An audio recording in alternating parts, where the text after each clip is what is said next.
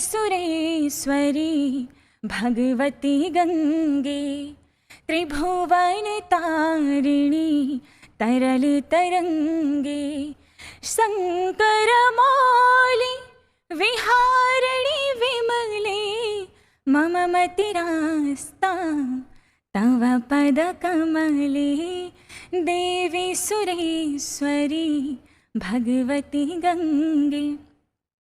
नमस्कार। चारों धाम का गढ़ कहे जाने वाला राज्य उत्तराखंड का प्रतिनिधित्व करते हुए एवं नेहरू युवा केंद्र उत्तरकाशी का आभार व्यक्त करते हुए मैं आप सभी के समक्ष डॉक्टर भीमराव अंबेडकर जी की जयंती पर उनकी स्मृतियों संग प्रस्तुत हूं। कहते हैं कि इससे फर्क नहीं पड़ता कि व्यक्ति कहां खड़ा है, पथ पर या रथ पर, तीर पर या प्राचीर पर। मनुष्य की पहचान होती है उसके मन से, क्योंकि मन की फकीरी पर कबीर की संपदा भी रोती है। ये पंक्तियां हैं श्रीमान अटल बिहारी वाजपेयी जी की, परंतु ये पंक्तियां चरितार्थ करती हैं डॉक्टर भीमराव अंबेडकर जी के चरित्र को, जो कहते थे life should be great rather than long. हमारी भारतीय संस्कृति में कहा जाता है फलिन परिचायते, अर्थात फल परिचायक होता है कि वृक्ष कैसा है, और कर्म परिचायक होते हैं कि हमारा किरदार कैसा है।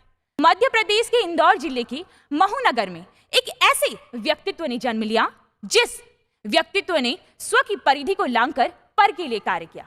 एक ऐसा व्यक्तित्व जिसे संघर्ष कभी झुका ना सका, और आज हम उन्हें अनस्टॉपेबल मैन के नाम से जानते हैं, जो हमेशा कहा करते थे कि यदि मुझे अपने आप और देश की आजादी में से किसी एक को चुनना पड़े तो मैं देश की आजादी को चुनूंगा, और यदि देश की आजादी और दलित उत्थान में से मुझे किसी एक को चुनना पड़े तो मैं दलित उत्थान को चुनूंगा, क्योंकि ऐसी आजादी किसी काम की नहीं जिस आजादी में समानता का अधिकार ना हो।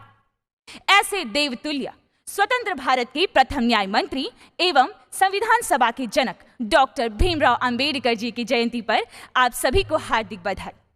यदि बात बाबा साहेब के बचपन की जाए तो उनका बचपन कई यातनाओं में बीता, परंतु तब भी उन्होंने अपनी शिक्षा को नहीं त्यागा, क्योंकि उनका मानना था कि शिक्षा उस शेरनी का दूध है जो पिएगा वही दहाड़ेगा। इसी सोच के चलते उन्हें लंदन स्कूल ऑफ इकोनॉमिक्स से डॉक्टर ऑफ ऑल साइंस की डॉक्टरेट भी प्राप्त हुई। बाबा साहेब कहा करते थे that cultivation of mind is the ultimate aim of human existence.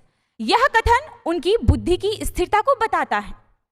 मान्यवर, आप विचार कीजिए कि जिस व्यक्ति के साथ बचपन से ही अमानवीय व्यवहार होता आया, उन्होंने तब भी अपने मन में कभी भी नफरत को नहीं पनपने दिया। उनका मानना था कि नफरत एक कमजोर दिमाग का खेल है। वे अंत तक एकता व भाईचारे की बात करते रहे। वे कहते रहे we are Indians firstly and lastly. मुझे गर्व है कि मैंने ऐसे देश में जन्म लिया है जिस देश में बाबा साहिब जैसे महापुरुषों ने जन्म लिया। वास्तव में उनका चरित्र हम सभी के लिए अनुकरणीय है एवं उनके द्वारा किए गए कार्य हम सभी के लिए अविस्मरणीय है। आज उनके द्वारा दिए गए इस कथन से मैं अपनी वाणी को विराम देना चाहूंगा।